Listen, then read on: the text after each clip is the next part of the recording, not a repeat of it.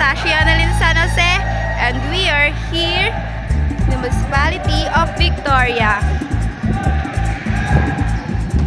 known as Fruit Basket of Oriental Mindoro!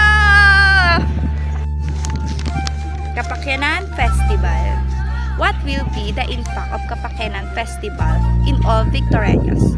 How this festival is unique and different to other festivals? It is good to know it or not. Let's see, and we will discuss the beautiful tradition festival of Victoria.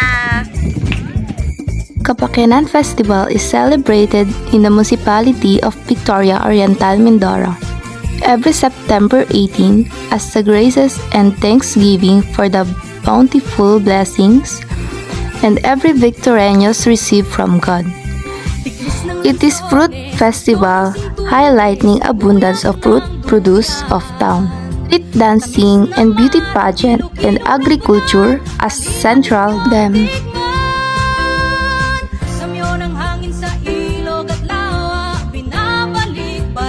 All through the main agricultural crop is rice, a great portion of town's land, implanted with citrus and tropical fruits like rambutan, lanzones, and durian.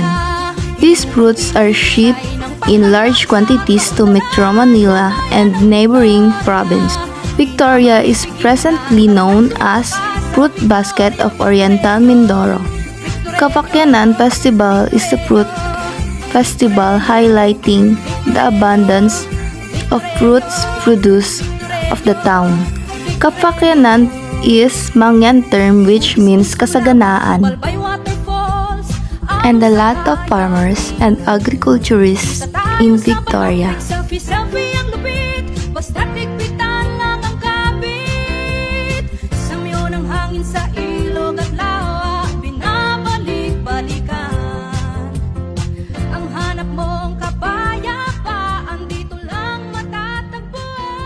Sulong, Victoria.